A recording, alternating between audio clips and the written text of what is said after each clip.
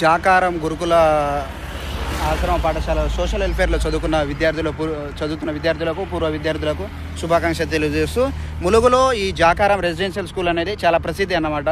అప్పట్లో ఆటలకు చాలా ప్రసిద్ధి. ఆటలాడి మంచిగా చదువుకొని ఉన్నత శిఖరాలకు వెళ్ళిన విద్యార్థులు ఇక్కడ పూర్వ విద్యార్థులు అల్యూమినిస్ ఉన్నారన్నమాట. నేటికి ప్రాచీన అంటే ఓల్డెస్ట్ రెసిడెన్షియల్లో ఇది జాకారం స్కూల్ అనేది చెప్పుకోవచ్చు. ఇక్కడ నుంచి క్రీడాకారులు ఎంతో నైపుణ్యాన్ని సాధించి వివిధ రంగాలలో రాణించారు. చూసుకునవచ్చు ఇక్కడ మన పిల్లలు సేద తీరు ఉన్నారు, అంటే ఏదో భోజనాలు గిట్ట చేస్తూ ఉన్నారన్నమాట.